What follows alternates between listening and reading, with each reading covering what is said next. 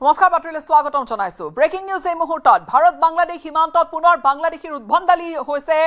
ভাৰতীয়ক বান্ধি লৈ মাৰপিট কৰিছে অবৈধ বাংলাদেশী অনুপ্ৰৱেশকাৰীয়ে। সৌহিদিনা এজন ব্যক্তিক টানি লৈ গৈছিল আৰু তাৰ পিছত পুনৰবাৰ এই ঘটনা অবৈধ বাংলাদেশী অনুপ্ৰৱেশকাৰীৰ এই আক্ৰমণ মাৰপিট কৰিছে ভাৰতীয় লোক এগৰাকীক। দক্ষিণ কৰিমগঞ্জ সমষ্টিৰ হাতখোলা সীমান্ত অঞ্চলতে ঘটনা।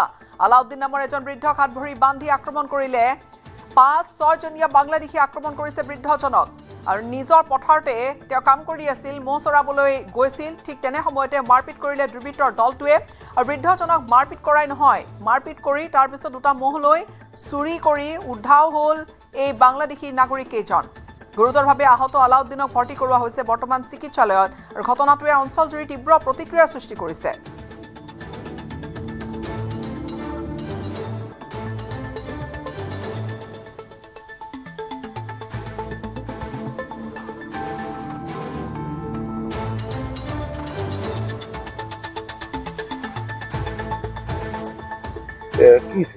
কোনো আমরা ক্ষেত করি, আমার ক্ষেত আছে, আপনার ক্ষেতের কাছে বইসা আসছি, আপনার কে লইয়া বাড়িতে ইয়া উঠিতাম, দুইটা বইস আপনার বাড়িতে ইয়া উঠতাম। আপনার ও এর আগে আপনার তারা ফটো বেরিয়া আপনার আমার ও মানুষই চাষিন পাইছি না আপনার। আর তো আমার দুইটা বইস নিচে গিয়ে আপনার প্রশাসন তো আপনার সব সময় আসই না আপনার বিয়েছে নিশ্চয় নিতে বাংলাদেশি মানুষ হইব। আপনার ইন্ডিয়ান মানুষ থাকলে তো আপনার আমার সামনে পড়ছে না। ইন্ডিয়ান মানুষ আমার চকুত লাগছে না আপনার, ইন্ডিয়ান মানুষ থাকবো আর না থাকার কোনো যুক্তি নাই। এই মুহূৰ্তত আমি ফোনযোগে সংযুক্ত হৈছোঁ আমাৰ শ্ৰীভূমিৰ সাংবাদিক গৌৰীশ নন্দীৰ সৈতে। গৌৰীশ, আলাউদ্দিন নামৰ এগৰাকী বৃদ্ধ, তেওঁক মাৰধৰ কৰিছে, মাৰধৰ কৰাই নহয়, ৫-৬ জনীয়া বাংলাদেশীয়ে তেওঁৰ মহ লৈ পশুধন লৈ উধা হৈছে। অৰ্থাৎ সীমান্তত এতিয়া বাংলাদেশীৰ চকু। হয় গীতাশ্ৰী, নিশ্চয়কৈ যদি কোৱা যায় যেন বাংলাদেশৰ যে সীমান্ত আছে অসমৰ সৈতে বা পশ্চিমবংগৰ সৈতেও ক'ব লাগিব যেন বাংলাদেশী দুৰ্বৃত্তসকলৰ কিন্তু উপদ্ৰৱ কিছুদিনৰ পৰা যথেষ্ট পৰিমাণে বৃদ্ধি পাইছে। আৰু কিছুদিন পূৰ্বেই দেখা গৈছিলে কাটেকৰা সীমান্তত লোক এজনক অপহৰণ কৰি লৈ গৈছিল, যদিও পৰৱৰ্তী সময়ত আৰক্ষী বা BSFৰ তৎপৰতাত উদ্ধাৰ কৰা হৈছিলে। কিন্তু দেখা গৈছিল যোৱা নিশা পুনৰ এনেদৰে ঘটনা সংঘটিত হ'ল যেন ত্ৰিপুৰাৰ দক্ষিণ কৰিমগঞ্জ সমষ্টিত। আৰু এই যে লোকজনক লৈ গৈছে, এই যে সীমান্তসমূহ আছে, এই সীমান্তসমূহত কিন্তু বহু পুৰণি কিন্তু এনেদৰে অভিযোগ আছে যে হাতকলা সীমান্তত এতিয়া ঘটনা সংঘটিত হৈছে। কিন্তু ইয়াৰ পূৰ্বেও বালিয়া সীমান্ত বা সোণাতোলা সীমান্ত এইবিলাক অঞ্চলত কিন্তু যেন ৰাজ্যত যে পোহনীয়া জীৱ জন্তু গৰু ম'হ এইবিলাক লৈ যায় বা কেতিয়াবা প্ৰহাৰ কৰে, এনেদৰে আমি বহুবাৰ বাতৰি পৰিৱেশন কৰিছিলো। দীৰ্ঘ দিনৰ পৰা এই সীমান্ত যেন দক্ষিণ কৰিমগঞ্জ সীমান্ত বা পাটাকান্দি সমষ্টিত যিবিলাক সীমান্ত আছে সদায় এনেদৰে তাণ্ডৱ চলাই থাকে বাংলাদেশী দুৰ্বৃত্তই।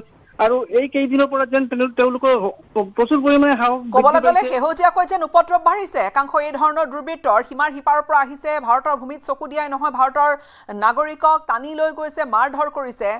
এতিয়া প্ৰশ্ন আহিছে নিৰাপত্তা। নিশ্চিত ৰূপত আমি জানো যে নিৰাপত্তা বঢ়াই দিয়া হৈছে, কিন্তু তাৰ মাজতো নিৰাপত্তা ৰক্ষী থকাৰ পিছতো এই ধৰণৰ ঘটনাবোৰ তাৰ সুযোগ বুজি এই নিৰাপত্তাৰ ক'ৰবাত হয়তো কম নিৰাপত্তাৰক্ষীৰ সংখ্যা হ'ব পাৰে তেনেকুৱা, বা কোনোবা তেনেকুৱা অঞ্চল থাকিব পাৰে মুকলি, আৰু তাৰ সুযোগ লৈছে এই দুৰ্বৃত্তৰ দলবোৰে।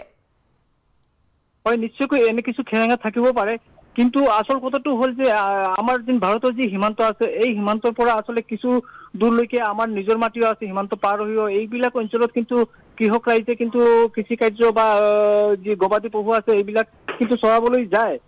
তেওঁলোকে এটা পাৰ্মিশ্যন থাকে আৰু সন্ধিয়াৰ আগত কিন্তু এইবিলাক লৈ অহাৰ চেষ্টা কৰে। কিন্তু আচল কথাটো হ'ল যেন বাংলাদেশৰ কিন্তু প্ৰায় নাগৰিকৰ ওপৰত নিয়ন্ত্ৰণ নাইকিয়া হৈ গৈছে। আমি বিভিন্ন যেন পোষ্টত দেখিবলৈ পাইছো যেন ভাৰত সীমান্ত অসমেই হওক বা পশ্চিমবংগই হওক এইবিলাক ক্ষেত্ৰত কিন্তু BSFকো আক্ৰমণ কৰিবলৈ উদ্যত হয় বহু বাংলাদেশী নাগৰিক, এনেদৰে ভিডিঅ' আহি আছে। গতিকে এটা কথা কিন্তু ক'ব লাগিব যে চুবুৰীয়া ৰাষ্ট্ৰ তেওঁলোকৰ নাগৰিকক কিয় নিয়ন্ত্ৰণ ৰাখিব নোৱাৰে। কিন্তু আমি যদি ভাৰতৰ কথা কওঁ, আমি কিন্তু যিকোনো মানুহ যদি গাঁৱৰ ৰাইজ নহয় সাধাৰণ মানুহ কিন্তু কাৰ্টিয়া তাৰ পাৰ হৈ যাব নোৱাৰো, কিন্তু এই নিয়ন্ত্ৰণ তেওঁলোকৰ নাই।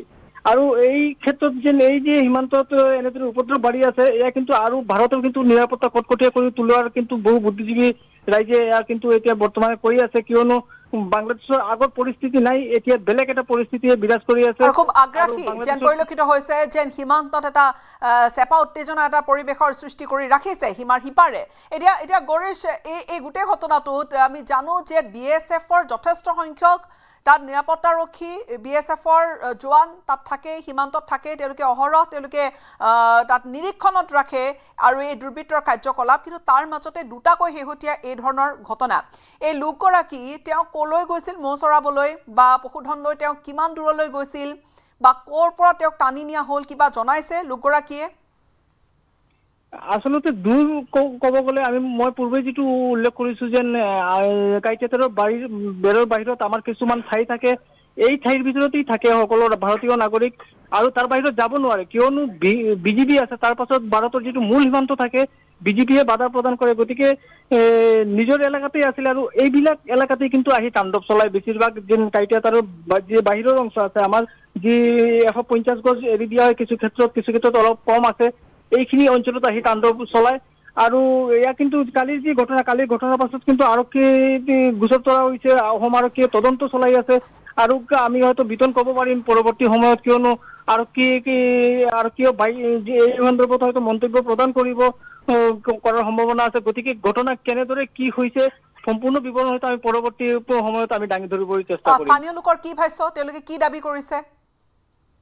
হয়, নিশ্চয়কৈ স্থানীয় লোকৰ কিন্তু সদায় এটা দাবী যেন এইখিনি অঞ্চলত কিন্তু নিৰাপত্তা আৰু কটকটীয়া কৰি তুলিব লাগে, কিয়নো এই সীমান্ত অঞ্চলত যিসকল ৰাইজ আছে তেওঁলোকে কিন্তু দীৰ্ঘদিনৰ পৰা এনেদৰে আতংক আৰু এটা যেন পৰিস্থিতিৰ ইয়াতে বিৰাজ কৰি আছে। এইখিনি অঞ্চলত অধিক নিৰাপত্তা বিচাৰি আছে ৰাইজে, তেওঁলোকে যেন তেওঁলোকৰ মাটি কিন্তু এৰি আহিব নোৱাৰে, আহি হয়তো কোনো সংস্থাপন হ'ব নোৱাৰে, কিন্তু এনেদৰে পৰিস্থিতিৰ মাজতে কটাব লগা হৈছে। গতিকে তেওঁলোকে সদায় বিচাৰে যেন আৰু নিৰাপত্তা আৰু কঠোৰ হওক বুলি। হয়, ধন্যবাদ জ্ঞাপন কৰিছোঁ গৰিশ, আমাক এইখিনি আপুনি আপডেট জনালে। কিন্তু সীমান্তত এয়া শেহতীয়াকৈ দ্বিতীয়টো ঘটনা আৰু এক প্ৰকাৰ সীমাৰ সিপাৰৰ পৰা খুব ভাল এটা মনোভাৱ লৈ থিয় হৈ থকা নাই আৰু শেহতীয়াকৈ এনেকৈ পুনৰবাৰ ভাৰতীয় নাগৰিকক টাৰ্গেট কৰা ঘটনাটোৱে কিন্তু প্ৰতিক্ৰিয়াৰ সৃষ্টি কৰিছে।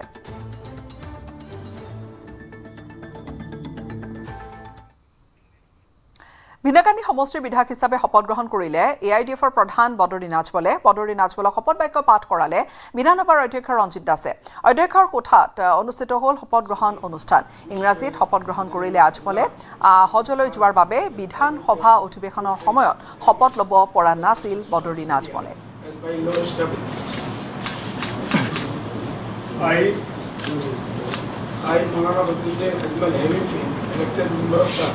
Assam Legislative Assembly do swear in the name of Allah subhanahu wa ta'ala that I will bear true faith and allegiance to the Constitution of India as by law established, that I will uphold the sovereignty and integrity of India, and that I will faithfully discharge the duty upon which I am about to enter.